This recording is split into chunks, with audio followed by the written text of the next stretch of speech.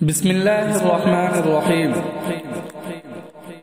محترم ناظرین اور سامعین، آدم علیہ السلام کی پیدائش سے لے کر بعثت نبی کریم صلی اللہ علیہ وسلم تک اللہ کے مقرب اور پسندیدہ بندوں یعنی نبیوں، رسولوں اور پیغمبروں کا ایک طویل اور زرعی سلسلہ ہے، جس کی اس دنیا میں آمد اس غرض سے ہوئی کہ وہ بندگان کے خدا کو راہ راست پر لانے کا کام انجام دیں۔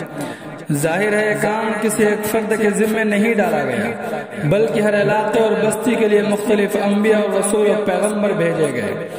ایک وقت میں الگ الگ خطوں اور حصوں میں کئی نبی موجود رہے، اور سب کا مشترکہ عمل یہ رہا کہ انہوں نے اللہ کی وحدانیت کا، اس کی یکتائی کا، اس کی بڑائی کا، اس کی عظمتوں کا اعلان کیا۔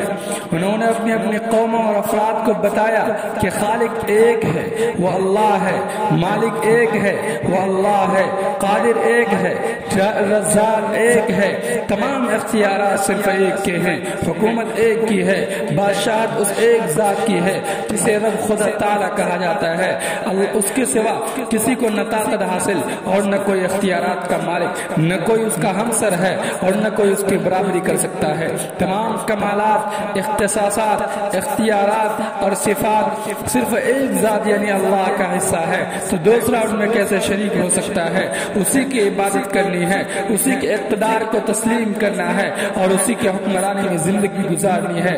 یہ پیغام سبھی پیغمبران خدا نے پہنچایا اور اپنی ذمہ داری کو پورا کر کے اس دنیا میں سے رخصت ہو گئے۔ اللہ رب العزت نے جن کو یہ اعزاز بخشا کہ وہ دنیا میں آ کر اس کا پیغام پہنچانے کا کام انجام دے، ان کو ایسی چیزیں عطا فرمائی جن سے ان کا تفوق قائم ہو سکے اور اپنی قوموں کے درمیان وہ ممتاز قرار پائے، ان کو عاجز اور مجبور نہ سمجھا جائے۔ چنانچہ ہم دیکھتے ہیں کہ انبیاء کو معجزات بھی دیے گئے، دیگر نشانیاں بھی عطا کی گئیں، اور ضرورت ہوئی تو اللہ نے ان کو کتاب بھی نازل فرمائی۔ کتابیں چار ہیں، مشہور ہیں۔ ایک توریت ہے جو حضرت موسیٰ علیہ السلام کو دی گئی، دوسری زبور ہے جو حضرت داؤد علیہ السلام پر اتاری گئی، تیسری انجیل ہے جو حضرت عیسیٰ علیہ السلام کی طرف بھیجی گئی، اور چوتھی قرآن کریم ہے جس کا نزول ہمارے رسول صلی اللہ علیہ وسلم پر ہوا۔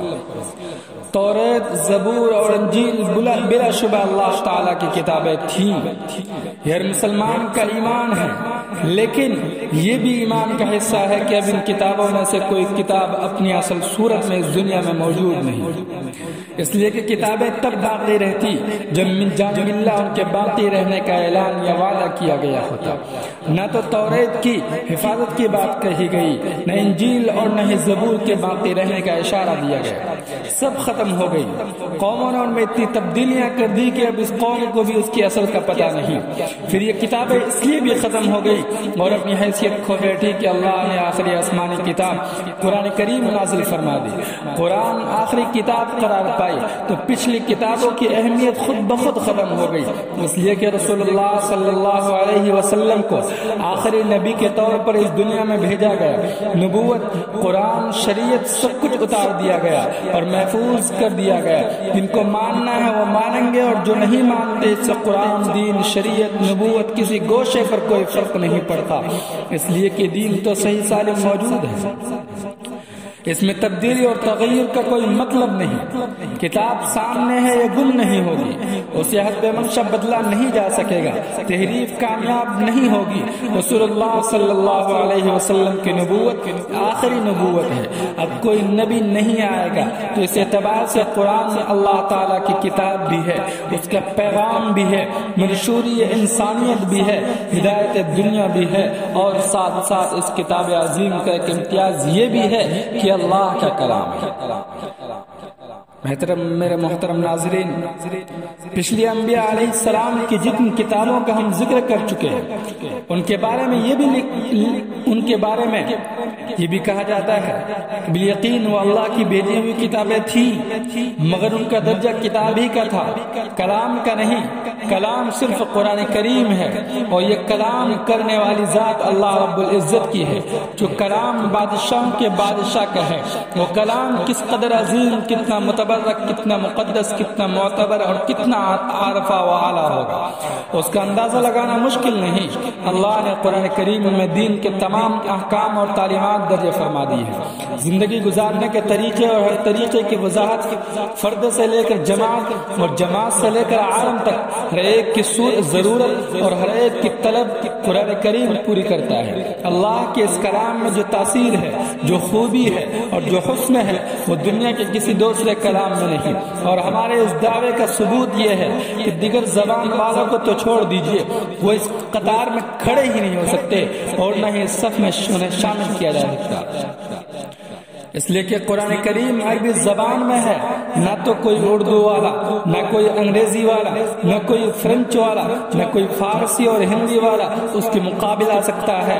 مقابلے کی سوچ اگر کہیں پیدا ہو سکتی تھی یا اس کے مقابلہ آنے کی کوشش کوئی کر سکتا تھا، یہ جس نے کی ظاہر ہے وہ اہل زبان ہی ہو سکتا ہے، دوسرا اس کا تصور نہیں کر سکتا۔ اور پھر اہل زبان بھی وہ ہونے چاہیے تھے جو زبان کے ماہر ہوں، اس کے اسرار اور رموز سے واقف ہوں، انشاء و بیان پر جن کی نظر ہو، جو اس کے قواعد اور اصول سے آگاہ ہو، اس کی وسعت اور ہماگیری پر دسترس رکھتے ہوں، وہی تو قرآن کریم کا بدل لانے کی بیجا جرأت کر سکتے یا سوچ سکتے ہیں۔ چنانچہ قرآن کریم نے اول خطاب انہی سے کیا، اور پھر پورا عالم اس کا مخاطب بنا کہ اگر تمہیں اللہ کی اس کلام میں کوئی شک ہے، تم اگر سمجھتے ہو کہ یہ اللہ کا کلام نہیں بلکہ کسی انسان یا جن کا کارنامہ ہے، کہ تم بھی ایسا کلام بنا کر لے آؤ۔ قرآن نے اعلان کیا، چیلنج دیا، دعویٰ پیش کیا، کوئی سامنے نہیں آیا۔ اللہ نے قرآن کریم میں پھر انہیں خطاب کیا اور کہا کہ اس جیسی ایک صورت ہی لے آؤ۔ قرآن لانا مشکل ہے، تم تو زبان دہ اور زبان کی نزاکتوں اور باریکیوں پر تمہاری نگاہ ہے، تمہارے لیے ایک صورت لانا کوئی مشکل کام نہیں ہے۔ وہ صورت لانے سے بھی عاجز رہے۔ قرآن کریم اللہ کا کلام اگر نہ ہوتا، اور جیسا کہ کفار کا خیال تھا کسی کاہن کی کہانت کا نتیجہ ہے، کسی ماہر زبان کی مشق اور تمرین کا نمونہ، اور کسی صاحب فن کی محنت و کاوش کا نچوڑ ہے، تو ان کے لیے کوئی مشکل نہیں تھا کہ وہ بھی محنت کریں، اپنے فن اور کمال کا مظاہرہ کریں، اور قرآن کریم جیسا کوئی کلام یا اس کے جیسی کوئی آیت بنا کر لے آئے، لیکن ایسا نہ ہو سکا۔ وجہ ظاہر ہے یہ رسول اللہ صلی اللہ علیہ وسلم کا کلام نہیں تھا، آپ کو کسی انسان سے نہیں سکھایا تھا، اور کافروں کے خیال کے مطابق نہ آپ نے اسے کسی کاہن اور شاعر سے حاصل کیا تھا۔ جبرائیل لاتے تھے، انتہائی حفاظت میں اللہ بھیجتے تھے۔ ماننا چاہیے کہ قرآن کریم عظیم کتاب بھی ہے، پیغام رب بھی ہے، کلام خداوندی بھی ہے، اور اس کلام میں خداوند قدوس نے انسانیت کی فلاح اور بہبودی کا تمام سامان فراہم کر دیا ہے۔ اب ضرورت ہے کہ ہم اپنی زندگی کو قرآن کریم کے مطابق ڈھالیں۔ قرآن کریم میں جن چیزوں پر چلنے کا حکم دیا ہے اور جن چیزوں سے رکنے کا حکم دیا ہے، ہم ان کے مطابق چلیں۔ اللہ رب العزت ہم سب کو عمل کی توفیق بخشے۔ وآخر دعوانا الحمدللہ رب العالمین۔